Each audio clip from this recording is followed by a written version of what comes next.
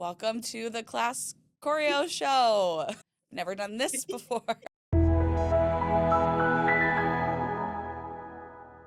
We are separate today, which is a little different for us, but Paige and I are joined today from the lovely Cat Webb, all the way from Australia. And we've been so looking forward to talking to you and meeting you. And we've been fangirling over you from across the ocean for years. And we're so excited that we got this on the books and then had to reschedule it because I don't understand time zones. Thank you so much for being here, and we're so excited to chat with you about Good Time and about all things Pilates industry that's going on right now. So Thank yay, you so much for welcome. having me. I'm so excited to be here. Yeah, it's super early in Melbourne, but I've had my coffee, so I'm ready to chat. Let's get into it. Ready to let's gab. So some of the things that we interviewing a couple of other like Pilates studio owners. I think you're the first studio owner that we've talked to that has multiple locations. So I feel like that'll end up being a big part of our conversation. But I mean, I think ultimately we just want to start, or like the thing we always want to start with is how did you land in the Pilates industry? Like how did you get here? What what accident happened that made you land and decide I'm going to become a Pilates teacher? Well, I took my first Pilates class when I was 27, and I remember it very well. And it was in Melbourne at the time. This was like 12 years ago. There was a franchise of Pilates studios, like Reformer Pilates studios, just doing Reformer. 10 to 12 people. It was very like athletic, kind of, they called it like dynamic Pilates. It's still around today, KX Pilates. They're quite big. I think they might even have some outposts in the States. I'm not sure. But did my first class there with some friends. I was like, oh my God, this doesn't suck. So my whole life, I was like the girl who wagged PE at high school, like was never into team sports, was like my family have been very kind of outdoorsy and athletic, but I was just not into it. I was more into like partying, fashion, and yeah, I worked in fashion retail at the time. And I was like, oh, I've got a lot of scheduling. When you work in retail, usually, you've got a roster. So I had a lot of kind of space to go to classes. I became totally obsessed with Pilates. Well, this specific type of Pilates, like, was my gateway drug basically into the Pilates sphere, which is why I love spaces that do different things because they cater to different people at different times of their lives. I'm not like a Pilates, what do you call it? Like someone who's like, it has to be done this way or no way at all. I think there's room for everybody in this industry. But yeah, became totally obsessed. I went like every day, like every day. I had a total like mind and body transformation, like physically, mentally, kind of routine transformation as well. Like I was never somebody who would get up at 5 a.m. to go and work out. Like that was ridiculous to me. So yeah, I did that like fully for a year. And then after about a year, I was like, I reckon I'd be pretty good at teaching. I reckon I could like my own little silliness and like realness to Pilates teaching and make it fun and make it still, a great workout. So I studied Pilates while I was working in retail. And then I got my job pretty much before I'd even finished my certificate, or I did a certificate first. I did the diploma later. But yeah, I got a job at KX at one of their franchises before I'd even finished. So I kind of had it lined up. They have a training academy that you have to do. It's like a 6-week thing. Yeah, I kind of did that, jumped straight into it. I was teaching ridiculous hours, like 31 hours a week, like, when you just think you're invincible. Yeah. Well, you were young, so Exactly. I was a lot younger. And I was living at my parents' house. you were so young. I'm pretty sure I was living with my parents then. So I had someone who would like feed me when I got home at 8:30 or 9 o'clock at night. Just like I didn't have to, I still did look after myself. I was still an adult, but yeah, just having that support was, and not having to pay rent was quite handy too. But yeah, that's kind of my origin story is wasn't into exercise at all. And then that kind of informed what Good Times became because I saw it from the point of view of like making things as accessible and relaxed and like open to anybody who wants to give things a go. And what was it? Yeah, I Oh, think the it's oh, gonna go be ahead. Go annoying. ahead. I know. What was it? I'm just curious. What was it about Pilates that you loved? Like, what was it that got you hooked from the beginning? And because I hear this a lot from people, it's like their gateway into Pilates or it's their gateway into fitness in general. A lot of people like hate exercise, love Pilates. You're so right. It's like quite a common thread, isn't it? I think it was because it's not boring. Like, and it's not like going to the gym where you kind of just like wander around, even doing a gym class where there's like, you have to move around. Like, I would do like F45 was big back then. It was my gateway into fitness. So I did things that I would never do. I did an F45 class or I did it for a little while. And I was like, I think it was, yeah, that you can kind of choose your own adventure a little bit. Like you can modify things for yourself quite easily in Pilates. And so that felt like I could do a challenging class no matter how I felt on the day. And I never had that feeling of like challenging myself. I was always kind of just staying in the comfy space.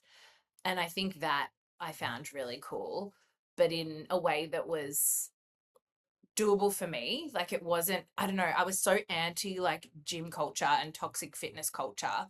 And Pilates felt like something that I could do and not feel a part of that. Does that make any sense? I don't know. Absolutely. It felt like more fun, more like more open to your own interpretation. It wasn't like do this, do this, do this. Even though the type of Pilates I was doing was a little bit more fitness based, it didn't feel as big a jump from like doing absolutely nothing to doing, yeah. Right.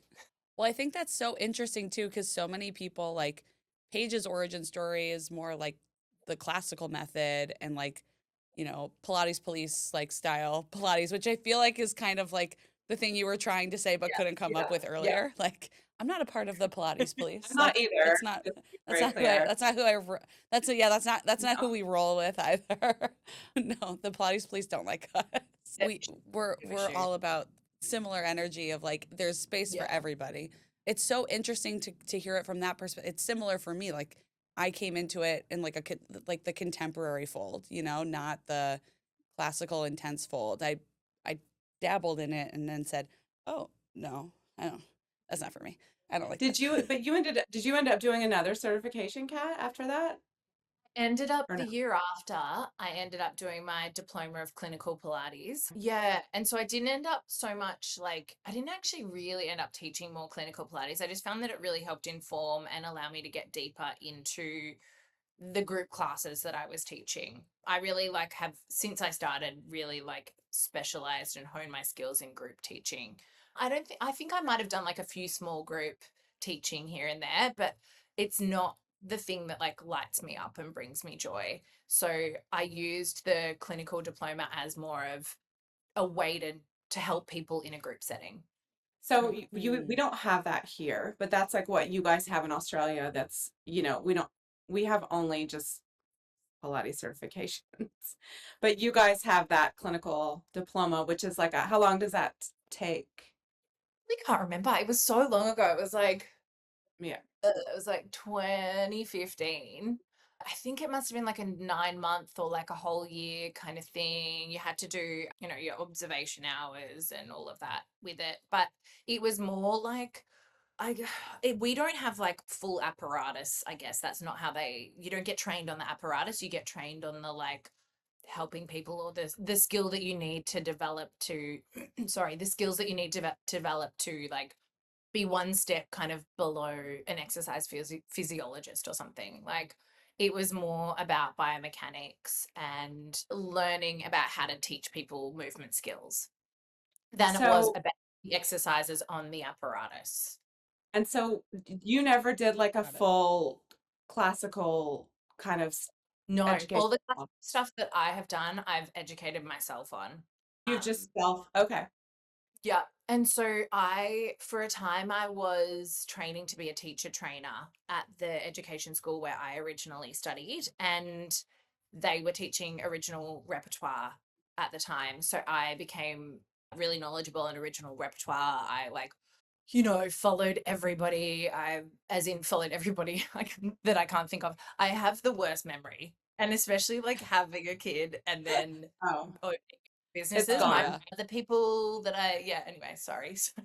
Like totally. Leslie Logan, yeah. there's heaps of other people that I have Yeah. followed and, befriended and like learnt from. Yeah, I love, we call it original repertoire, I guess, but it means kind of whatever contrology or classical, or I guess original for me is more about like just taking bits from that whole broader sphere of whatever the original method was and trying to instill that in group classes. Like we have a class actually at Good Times that's called Original Moves, and we just teach original repertoire. It's so much fun. It's a very different style. Like there's no flow, you know what it's like, but it's a group Yeah. class that's teaching classical Pilates. So it's a really fun Mm. class. Yeah. Well, you were teaching at, is it KX? Is that what the franchise is called? You were teaching there, and then what ha what hap what Thing. happened Okay, next? so I was teaching at KX, but I was also teaching at like 3 other studios. So I threw myself in the deep end and I did that really solidly for like 2 years, I think 2.5 years or something like that. I loved it. I absolutely loved it. I was probably like teetering on burnout, but didn't know it because I hadn't felt it before. It also got to the point where Mm. my dad was like, well, what are you going to do with your life? I think I was living with them at the time. He was like, you can't live with us forever. Like, grow up. What do you want to do? He didn't say grow up. Like, he wasn't like Right. that. It was more like, why don't you open your own studio? Like, to him, it made total sense because he has owned his own business as long as he's, lived, basically. It made sense. It was Mm. just like a no brainer for him. And I was like, well, fine. That's a really good idea. So he kind of planted that seed in my brain. And then because of my non-exercise background and my kind of approach to sorry, my approach to group fitness that was all about making things fun, I there wasn't really anywhere that I wanted to work out at the time. Like I'd kind of moved on from the KX style of wanting to do that full fitness like style of Pilates. I wanted something that was a bit more kind of relaxed and friendly. I mean, this was nearly 8 years ago. So this was 2017. And in the Pilates kind of landscape in Melbourne, there wasn't there wasn't really many boutique spaces. There was like a couple popping up here and there, and friends of mine had open studios. So it did kind of make sense to give it a go on my own. And then I found a really great space on Gertrude Street in Fitzroy, which is like, to me, it's just like, it's this Good Times homeland, but it's also like just the most beautiful street in Melbourne. Like I love it. I live in Fitzroy as well. It's in the inner city, or like inner suburbs. It's like the next suburb from the city. It's Fitzroy has this vibe. It used to be a slum, like it a slum. It used to, have slum buildings there. It's got a real kind of gutsy vibe to it, but then Gertrude Street is just like a little bit prettier. There's lots of trees. So I found this spot and I was like, oh my God, this is it. It felt like all of the stars aligned to find this perfect space to like build this community that I was wanting for myself, really. Like it was almost like a selfish endeavor, I guess. Like I wanted somewhere to work out that I needed in that time of my life. Mm. Yeah, then my dad and I found this, actually, side note, the first original spot that we found was in Richmond, which is still kind of inner city, but it's a little bit more bougie, I guess, whereas like Fitzroy is grungy. And I was like, okay, I could do this here. It's a really cool spot. It's a great location. There's lots of offices around. There's lots of like things happening here. It's kind of in the intersection of like being the northern suburbs and the southern suburbs, which have different vibes to them, but it was kind of like in the middle. And at the last minute, the landlord said no because it was a lease transfer and I didn't have any, history, any rental history at all, even though I'd like gotten letters from my dad's fancy business friends and like I went to so much effort. My parents were going to personally guarantee the lease and all of this stuff. And it fell through and I was devastated. But then I found the Gertrude Street space and it felt really serendipitous. It felt perfect. That Richmond spot is the spot that we're about to open our 4th studio in. So it came back around to me and like was meant to Wow. be. Isn't that cool? Circle. That's Yeah. crazy. I love when stuff Yeah, like and that it's the happens. same agent and he like didn't remember me or like pretended he didn't remember me. I was like, you're still a dick. Anyway, So when I'm still gonna rent this space, but you're 8 still years a later again. and I definitely haven't forgotten. When you first started, No. so you had some support, it sounds like, your parents were supporting you a bit and like, did you feel scared or were you like, no, I can do this? Or was it rough like financially in the beginning or did you immediately start like Mm. making money? I was so fortunate. I borrowed money off my parents to buy the reformers because that was like $60,000 and like that was the kind of money that I had never even thought about having myself. And so I lived at home for the first like maybe 3 months of the studio opening, which you really needed that support for the first bit of opening a new business for the first like 6 months. You need like someone there just looking after you because I was like a shell of a human, but I was so excited. I think you need a level of like naivete or like being naive to put yourself through that. Like if you know what it's like, you're like, fuck, I really don't want to do that again. You know, Yeah, I would agree with that. it's hard. It's really, really hard work, especially teaching all the classes, doing all the admin, doing everything. So I was really fortunate to have that family support. I was also really, no, I wouldn't say fortunate. I worked really fucking hard, but I was able to pay my parents off really quickly. I was able to move out really quickly. And kind of for the first time in my life, I would have been like 31, but for the first time in my life, I felt like an independent human. I think all of my 20s was just me trying to figure out what the hell I wanted to do with my life because I was like, trying different things and thinking that I was going to work in the fashion industry and realizing that deep down it didn't serve like I wanted to have more impact and I couldn't really do that in the fashion industry. So I tried interior design, I tried PR, I tried a million different things. And then I got to 30 and I was like, oh my God, for the first time in my life, I'm making my own money and like making decent enough money that I can like move out. I can buy things. I can like go out for dinner a few times a week. And I didn't really have that. I was kind of, not that I was struggling all of my 20s, but I didn't feel like I was independent. So yeah, like opening Good Times allowed me to feel like an adult finally. And were you teaching all the classes in the beginning? I was teaching most of them. Yeah. I did have 2 teachers. So they did a couple, but I was teaching a lot, a lot, a lot. Yeah. If I go back and like look through my body and look through the timetable, it'd give me PTSD or something. Yeah. I can only imagine. That sounds stressful. Yeah. So, how long did it take you to go from 1 to 2 studios? And then you have 4 now, it sounds About like, to or open the 5? 4th one. So that was we opened Good Times in Fitzroy in April of 2018. So we're about to come up to our 8th birthday. And I worked very, very hard doing all of that. We then, at the end of 2019, I was ready to open the next studio. I'd put a deposit down in January 2020 for 10 more reformers with the balanced body. And then you can And what happened next. I was really fortunate to be able to get that deposit back. That's Yeah, in huge. Melbourne, we were the most locked down city in the whole world. So it was really, Yeah. really hard. So it got to, when was it? Like, I think it was the 4th of March, like mid-March. Maybe we just surpassed it. I feel like I had that date.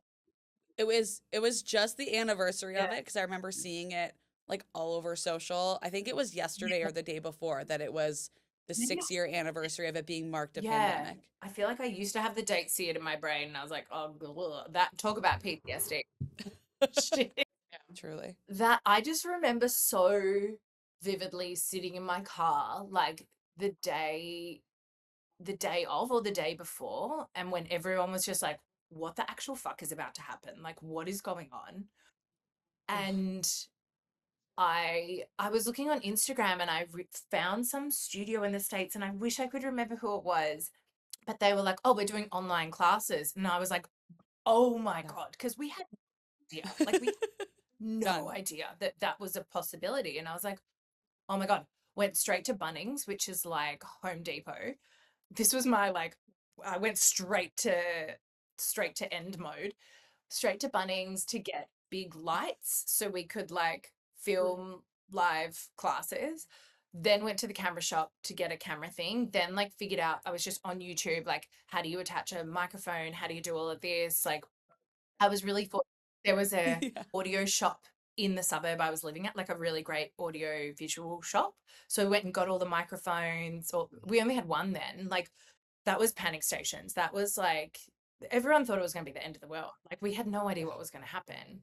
And yeah, figured it out pretty quickly that I was going to do online classes and yeah, that was a whole other thing. So yeah, the second studio took a while because 2020 and 2021 Yeah. were we were pretty much inside the entire time. Like I just Right. I can't fathom how wild that was. It was yeah, and there was lots of like we had a curfew. You couldn't go out past 8 p.m.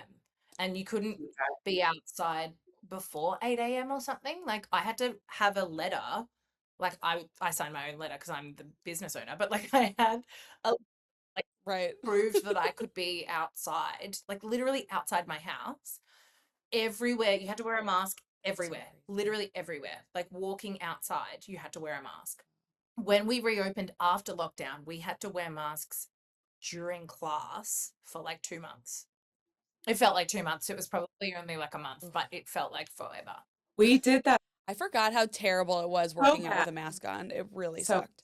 So gross. Like Oh, you had little pimples everywhere. so gross. So yeah, by the time it got to the end of 2021, I was like, there's good. The end felt like it was in sight, right? Like the vaccine was out, like a lot of other, I think we might have even had our first vaccine. I can't remember, but most other countries and everything were like, everybody was moving on. You know, Melbourne was still stuck in lockdown, but Right. everyone was moving on. So we found another site at the end of 2021 or like mid to end of 2021, we were finding the new space. I was also going through IVF at the time. I feel like I never really give myself a break. I'm like, no, it's fine. I'll do multiple.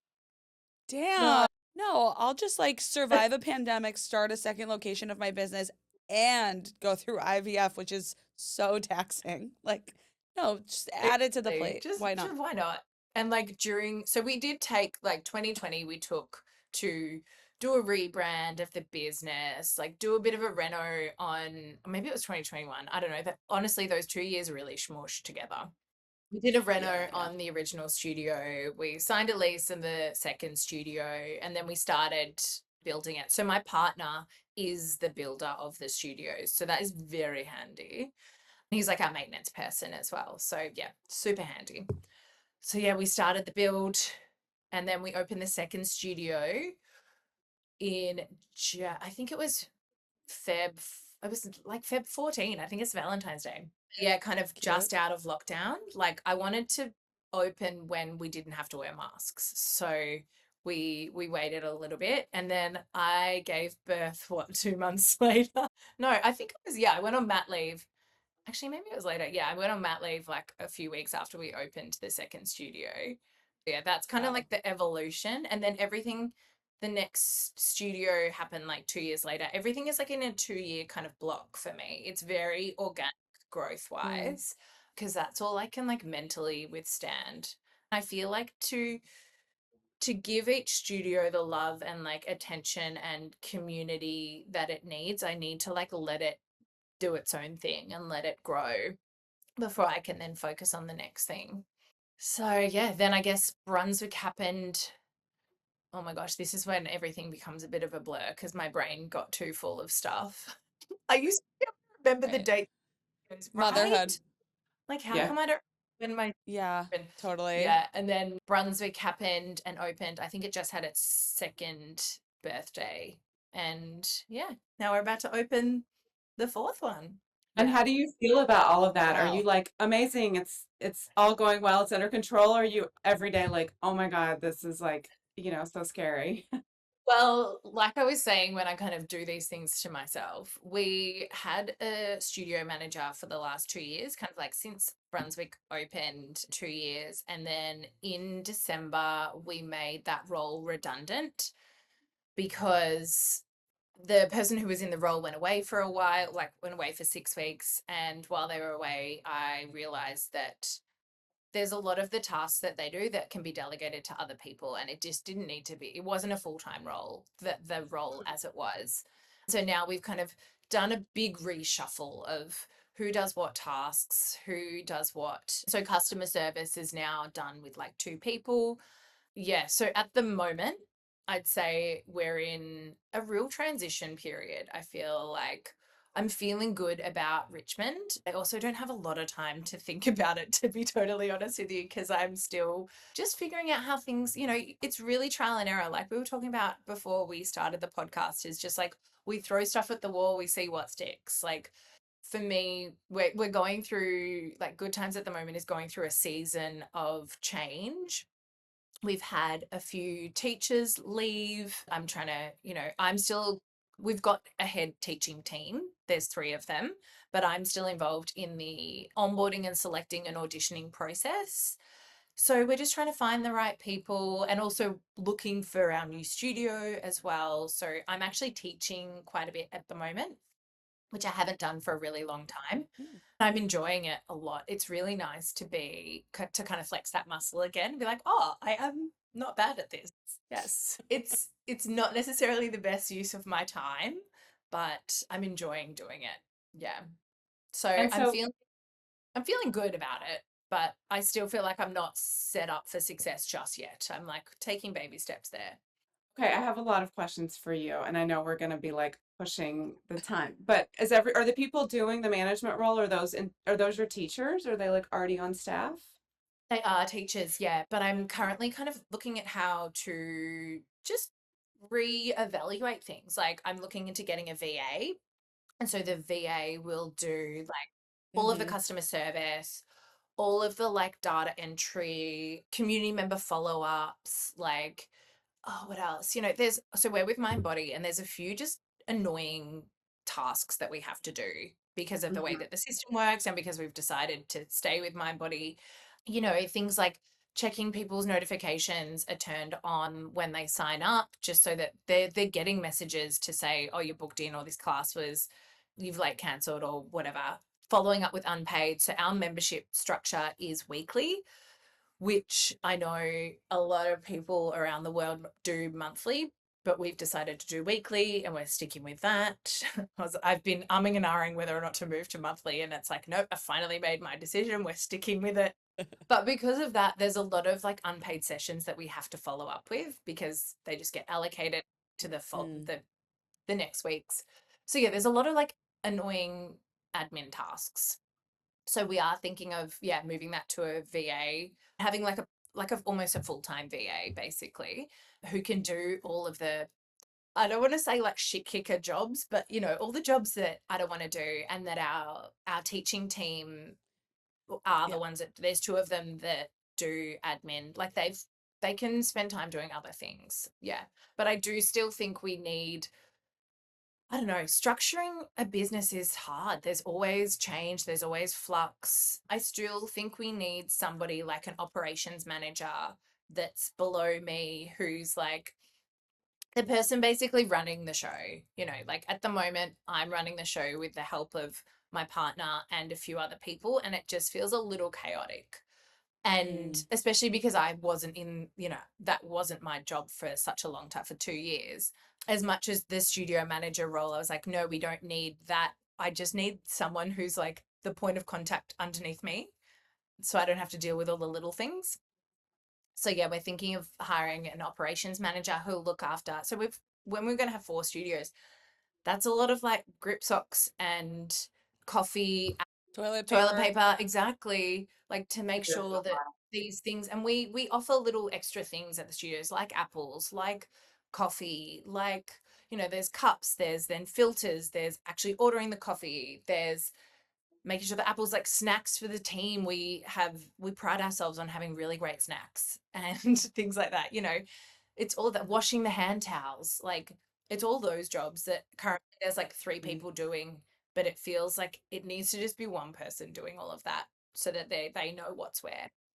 And then also like timetable management, and having 3 going on to 4 studios, it needs to have someone who is dedicated to managing the timetable and changing any staff over or like moving things around. Like I've done that the whole time. That wasn't something that the studio manager did, but I don't want to have to do it anymore. Like it hurts my brain a little bit. It's just not a great use of my time. So yeah, I think that's kind of where I've landed, but then things change. Our head teachers are Yeah. also teachers, and they've been in the team for a really long time. And so they're a great source of contact and mentors for the rest of the team. And so this is one of the things we've talked about a lot with people is like, there's so much involved in running a studio. We want people to kind of have access to that information because a lot of people think like, fun, I'm going to open a studio. And, it's really hard. And there's so many Mm-hmm. complexities that you don't understand before getting into it. But I think like, how does it feel? I mean, you've done so much, like you must feel proud of what you've done. Yes, yes, you're right. I think sometimes when you're just like on the hamster wheel, you don't have a chance to like step back and go, oh yeah, that's actually really fucking cool. I think Australia or Melbourne maybe specifically have like a bit of a different landscape because there's so many franchises here and so many different franchises or different multi-location studios. It's kind of like expected you just keep Mm-hmm. going. Like not expected. Maybe Mm.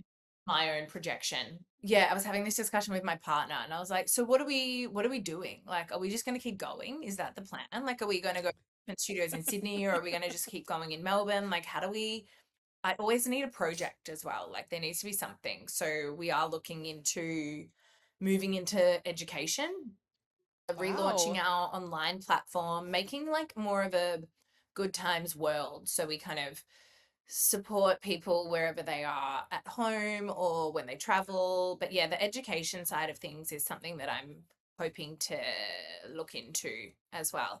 In Australia, it's a very different landscape. I'm not totally sure what it's like in the States, but I know that like in the UK and in Europe, in Australia, Pilates teaching and is a totally unregulated industry. So basically, my partner, Here yeah, too. I thought, okay, like my partner Dave could come in and teach a class tomorrow just because I've taught him how to teach a class. And yeah, which is pretty Mm-hmm. wild given that you're dealing with people's bodies. Like I know it doesn't have to be super serious. It's not like, you know, exercise physiology or like even, psychology where you're really dealing with, complex issues. But I think some kind of standard would be nice. But what I want to do with the education is more teach the way we do things. So, yes, teach original repertoire because it's fucking awesome and fun, but also teach people how to like connect with people, how to fill out group classes, like very specifically talk to group reformer teaching. And so I'm kind of like lit up by that as well. But yeah, the And have you complexities decided? are deep. There's always ideas, Yeah, always like, We have the same problem. It's a real it issue. is. Yeah. It's a real issue. yeah. Well, we're excited to see where that goes. Thank you. Um, Yeah, Very is excited it to going to see be where that online or goes. in person or I think it'd be in person. Yeah. Mhm. It could go nowhere, but we will see. I'm actually having a meeting You never know. later today with a friend of mine who runs Pilates teacher training in Queensland and yeah, just having a chat with her. So we'll see. I guess like since you've opened so many, you're about to open your fourth studio, and I have to imagine each studio experience. I mean, we talked about the second studio, obviously, with COVID and whatnot being so unique, but what out of all of the openings you've done so far and doing like the on-demand online stuff during COVID, like what was the thing that has surprised you over the years the most about opening a Oh my studio gosh. or you didn't expect? I think like there's there's not as many when you open more Pilates studios or more locations. It's not like there's, oh my God, what's the word? I can't think of it. Like when you economy of scale, that's it. So there's not really an economy of scale apart from like your own salary as the owner.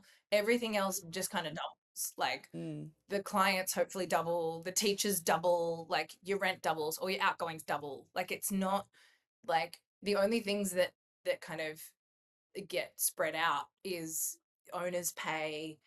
I can't think of anything else. Like that's kind of it. You know, your mind body subscription doubles. Like it's kind of like opening a brand new thing or starting a brand new thing. And you have to kind of mm, respect that and give it the love that it needs. And in the way that I've done it is like let it take time to organically be its own thing. I'm not trying to like force it to be the same as the other studio. I'm I'm allowing it. We in the past we've done like a opening special, but we haven't done foundation memberships, and we might in the new studio. I'm always like looking to do things differently or just at least think about things in a new way. I've preferred to have organic growth and kind of let people find us. I mean, not let people find us, like we do some marketing, but rather than like lock people into a foundation membership of somewhere that they've actually never been before and it is going to be different to the other studios or the other experiences. That's how we've kind of tried to grow our community base through that. But yeah, it kind of just doubles. Like it's kind of like you have to double your yeah. brain capacity. So Well, you've talked a lot about community in this conversation, and I'm curious too, like that's such an important part of studio ownership, but what makes the Good Times community so I think special? it's the way that I think about it is we're friends. And it's not like the teacher is, we call ourselves teachers, we don't call ourselves instructors because to me, an instructor, there's like this barrier between the instructor and the people in the class. And for us, like as Mm, teachers, we're in conversation with the people in our classes and in conversation with the people in our studios. Everything is collaborative, everything is optional, and we're telling stories to get people to know us a little bit better. There's a lot of friendship and like I guess the only other way I can think about it is like realness. Like we are our own unique selves when we're in the space. There's no performance. There's no performance from us, and there's no mm. performance expected of people when they're in class. They are encouraged to be their true selves, whatever that means to them on that day. And everybody goes through stages of life or like stages of your week or like stages of your cycle. And we're just trying to support people where they are. that's so lovely. And that really comes across in your branding, like even on, you can really feel that on social media. So Thank you. That's Wait, speaking of, we like need to talk about your social media because it is so fucking good. I think I mean, we're in such an we Paige and I talk about this with other people all the time, like how social media is so important and it's also so annoying to do as a business owner. Like it really is. Like it's just not everyone's like favorite thing to do. So like are you coming up with your content absolutely not. ideas? I'm sure you have somebody who helps No you. way. No. I don't even have Instagram. But like this is also why like from the outsider's perspective, from somebody who's never been to Melbourne before, I'm like we have to talk to Cat Webb because I know her studios are amazing solely because from what I see on the internet and like I want to go. So Yes. like how did you create that experience for me as the consumer on social It's a media? great question. I did used to do it myself. I don't know how I did that. Like, I have no idea. It's bananas to me that I know. Amazing. So we've had social media managers for maybe like 2 years now. They run everything. So I actually don't even have Instagram on my phone because it's a real distraction for Love me, like that. mentally. I'll just sit there and like doom scroll for ages. So the only way to not do that is to get it off my phone. So I often will delete it for like days at a time. Yeah. I find that I just sleep better when I don't doom scroll as much. But yes, our managers, like they manage the inbox, they manage we do filming like once a month. They do all the concepts. I often like just DM them things that I think are funny or interesting, and they're often to do with other businesses or other industries. Sometimes they are Pilates as well, Mm, and it's more like, oh, this vibe is cool, or oh, this concept is interesting. How can we do it in a good times way? So they come up with mm-hmm. the things we're going to film for the month, and then we meet up at one of the studios. I'll see who in the team is available, and they do everything. So they come up with the ideas, they film it, they slice it all together, they post it, yeah. So it's not me actually. I mean, it's driven by me clearly, but yeah, I don't do work. Yeah. Clearly. And they do Well, I guess like what it no, it's oh okay. sorry, go They ahead. they do a great job like outsourcing to an agency or just being in a position where you can outsource the things that you don't want to do or that you know you're not as good as someone else is so nice. So nice. It really is the best thing about Yeah. growing your business is realizing like, oh, I can't Yeah. do this anymore. So I'm gonna give this Yeah. away. I'm gonna hand this to you because you are type A and I am type something different. Like that's Totally. I'm Yeah. type this. No, we have a great social media manager as well, and having her join the team was just like a life-changing Yeah. experience. Like I would be very Yeah. lost without And it her. does Eileen, I love you. it takes time. Like sometimes they'll that's not post things, they'll like put things in our brief and I'm like, oh, I guess we wouldn't really say it like that. Or some things sometimes we've stuff and I'm like, Mm, oh, this feels a little like it's not congruent with who we are. But we try it anyway, and then it might pop off mhm, or it might flop. And I'm like, I'm okay to try things even when they feel a little bit not on brand. Like I mhm. think just trialing things, but yeah, we don't take ourselves seriously, and I think that comes across really well on social media. Yeah, Yeah. I think the playful aspect is definitely like that's one of the top things I would if I had to like make those like a brand bubble yeah, of words for yeah. good time Playfully a good right at the one. top. I agree. Yeah, Yeah. Yeah, for sure. Okay, I have one or two more real questions and then one silly question. So I think like as a business owner, and this is across any types of business, like we all have like a metric that we're obsessed with and we constantly track. I have multiple. What's yours?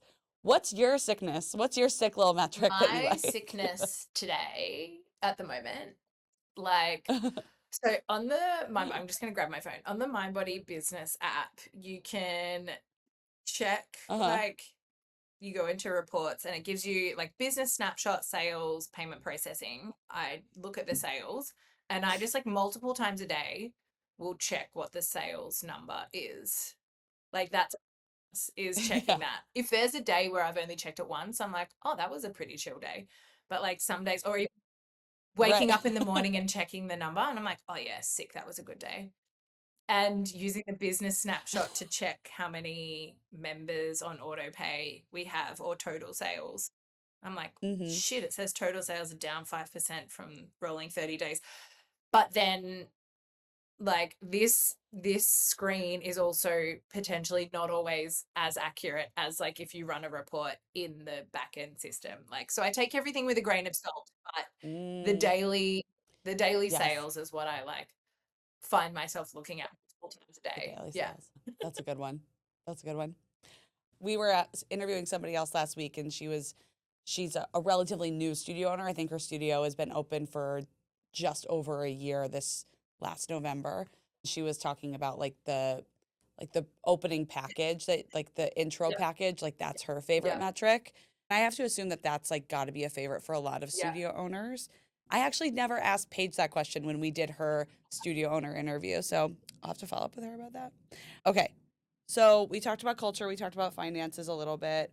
I guess like more overarching like Pilates industry feel. Like the industry is changing so much and there's a lot of chatter about this. But like what is your take on where the industry is going to be in the next like year, couple years? Like, how are you feeling about all the saturation that's happening in the market? At peak saturation yet. I think it's going to keep going. I do think there will be a Yeah. tipping point, or there will be not a tipping point, there will be like a point where, I hate this saying, but like the cream rises to the top. Like you, it's either the Mm, franchises that have kind of a bit more support, but I mean, I don't know, not all franchises have as much support. So they can even go under. Like if we look at F45 as a kind of historic thing that this has mm, happened to, like that style of group fitness was massive, but F45 kind of dropped off a cliff. And like in Australia, BFT is really big, and there's a lot of cooler boutique spots to go to that do a similar workout now. So it also, it's studios being well managed, or like having a point of difference. I think a lot of, like, this is very broad generalization, but there's people that do mm. jump on a train when they see a trend happening. They don't realize that you actually have to be solving a problem for people. You can't just jump on a train because like it's popping off. Like you have to have a point of difference. Otherwise, you're just creating noise and you don't stand for anything. So I'm not totally sure. I don't think we're there yet. We're at peak yet, but it'll come at some point, and then there will be a bit of a shift, or like the studios that aren't thinking about what problem they're solving and don't have the strongest point of difference, or just like appropriate what other people are doing because that's the easier option. I think they might Right. potentially not last as long. They're not sustainable businesses. So there will be a shift in the next like 5 years, but I think we'll hit the peak in like 5 years, and then there'll be the shift. That's Yeah. I think that's a good time yeah. frame too. Like it's not there's so many studios opening around here. It's crazy. I've told this story before on a different episode, but when I was at the Pilates Journal Expo in Los Angeles this past Yeah. I really wanted January, to go, I met a but it was studio owner in a yeah. small town. I really The wanted to what? go, but it was too January was not a good time for me. Oh yeah, that would have been No. so fun. Well, you went to the one in Oh, Australia. yeah. That would have been I couldn't go to that either. Yeah. Oh, you didn't go? No, I I thought couldn't you go. went. It was like too many things in the start of the year. Sorry to cut you off. Yeah, bummer. No, it was really good. I was really impressed with how they did everything. CJ Yeah. is awesome. She did a Heard. great job. Yeah. I was really impressed. I was talking to this studio owner there about he's in a small town in Canada, and his studio, he's actually him and his partner, they're Aussies, and they moved to Canada. And I don't remember the name of the studio now, but it was like they were the first Pilates studio there. And in a span of 18 months, 12 new Oh, studios have popped up. 12. Yes, 12. And they're just about to open their second location. And I was talking to him about like helping his instructors with getting them a Class Choreo membership. And he was like, I just like can't believe how many people are going to be around us. Like I need to like make sure I keep my team. I need to make sure like my staff is like taken care of and like they don't feel burnt out or feel like they need to go somewhere else. Like I need to help It's a them out totally different here. landscape. And I was just so blown away by that Yeah, number. that's nuts. How big is this town? I know. Small. It's like a small Shit, ski town. that is wild. Yeah, I well, know. I mean, there was like a clinical Pilates studio, and there was a KX. So the KX in Fitzroy, which is where I originally went to. So there was like, Right. and then us. And Right. now there's a Core Plus and Upstate. There's another boutique. Actually, there's two boutique spots, like single owner spots, single location spots. There's still the KX. Yeah, I think that's it in Fitzroy. And then, like, yeah, it just keeps going and going. Oh, and there's like Yeah. a really I high mean, end place as well. Like a, member only, yeah. that trying to be fancy place. Yeah. Mm, got you. Got you. We know about those types of places. Yeah. Okay. My last question is a silly one. And I love these stories. Like, you've been teaching for a really long time. you have to have some really great embarrassing like teaching moments or studio Feel owner like moments. I've heard some I really don't good get ones. embarrassed very easily, which is maybe why I become such a like silly Billy when I teach. Last Yeah. night I was just like, you know, when you're like using a weird voice and you don't even realize you're doing it. I don't know. But Yeah. actually, a funny story one of my teachers told me during the week, like put into our group chat, is she was like, Okay. okay, just taught my third class of the day and realized I had undies in my legging, like the side of it. Like, Oh, have you ever done that? I've done that before, like done a Pilates class and had undies still in my leggings from oh like the my day God. before. That It, is I haven't done that, but one of our class choreo contributors, he was saying he had like the shorts on, but they were inside out. So like the underwear lining was on the outside of his short. obvious too. He's like, and I didn't notice it for like three Wouldn't it hours been or something. uncomfortable? Like, Like, oh my God. But yeah, the amount of like but yeah, I team mean, members that said, "Oh, that's happened to me. That's happened to me." Like there was like 5 people that were like, "Oh, I've done that before." So oh yeah. Oh, I mean, I can see that. It gets the leggings, they get staticky in well, there. you just I don't know, you It's stuff them it's on, just it's a nice and comfy. You don't realize a little bit no, especially early in the exactly. morning. It's dark. I'm trying to So think of dark. like I'm sure there's others, but yeah, Yeah. that was one that came to mind. I find that yeah, I don't actually get super embarrassed. I get more like I just laugh at myself. Like that's my MO is yeah, just have self-deprecation. And that's a great way to live life is just to kind of embrace the bullshit and just be like, whatever. Like I can't do anything about Exactly. this. Yeah. Yeah. So that Yeah. one, the these are the leggings one is Love pretty it. good. Yeah. Yeah. That'll Talk never about like that'll I mean never not be funny there's is the, the you thing. know, the tripping over things or the like saying I think because I don't teach as much anymore, but I have been teaching quite a bit lately. I've been able to flex my teaching muscle again, and it does take time, and you realize that it is a skill that you have to hone. And so there's a Yes. lot of like bullshit that comes out at the moment because I'm just not as teaching it, Oh you know. yeah. And I always say things like, go the way I'm pointing, not what I'm saying, because like anything could come out, you know. Or I'm like, 100%. face me, like rather than telling people, I do not say left and right. It's like that is No, directions are not for no, that's not the like go mindset that that we're in. way, It's the other it's just way, not yeah. happening. Yeah. Look, we're good. Yeah. Sometimes in a class when people will give me like the street names, I'm like, no, no, no, no, no, no, Give me window, give me wall, give me Yeah. curtain. Like No, that's see, all I've got. at our Brunswick studio, which is where am right now, we've got like a breeze block wall on one side, then windows, mirror, and then like a Mediterranean wall on the other side. And so I'm like, hold, what is everybody calling this Mediterranean wall? Like, I would call it Mediterranean wall. Apparently, people call it the fancy wall. I'm like, but the breeze wall could be the fancy wall. Oh. I don't like. I don't know. I'm like this. There's stairs anyway. Or I usually bring my dog, so I use him as the guide. I'm like, look towards Buddy. So that's so smart. That's so smart. I He loves love it too. that. I wish I brought my dogs to the studio when I used to teach. I haven't taught since before my daughter was born and or I haven't taught groups since before my daughter was born. I used to have a couple of privates that I would teach at home. I can't imagine how wonky I would be coming back to it right now, especially Yeah, this deeply right. pregnant. You're It would like, just I not. My brain is there's just no not there. demos, there's no brain, there's no breathing. Like you can, yeah. But it does to Mm-mm. me how much because I'm teaching like quite regularly at the moment. I was probably, you know, I probably hadn't taught in like a year almost.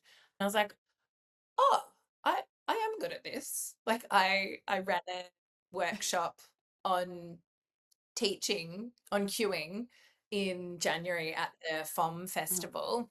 And when they asked me, I was like, I feel like a bit of an imposter because I don't actually teach anymore. Yeah. I was like, right. oh no, no, no, no. I do remember. Yeah. Yeah. That's awesome. I there are so many more things I want to talk to you about, but we are Yeah, definitely out of time. So we'll have to run this back for another totally. episode because there are so many other things I wanted to cover, like on studio ownership and whatnot. But thank you so much for being here. I really Thanks. appreciate it. And I loved meeting you. I know Paige loved meeting you too. And we'll have to book I another am one. so down for round 2, and yeah, maybe the Amazing. people can put some questions to us and we can. Yes, we'll get questions from the people. But yeah, I'm an open book. I'm The people. I'm so happy to share anything. Like, it's not that I have all the answers. I can just share from my own point of view. But yeah, hopefully it's helpful. I think that's what the people are interested in, is just to get other points of view and hear the stories and help them inform, their paths moving forward. That's the whole purpose of why we wanted Yeah. to start a podcast and talk to a lot of studio owners, is to just like share the information, because it's really confusing out there. And So thank you for being such an open my book. It's pleasure. I awesome. still do that personally as well. Like, I talk to other studio owners all the time. So yeah, that would be, if I had to give a Awesome. tip, it'd be like, reach out to other people that you want to be like, or that you're aspiring to be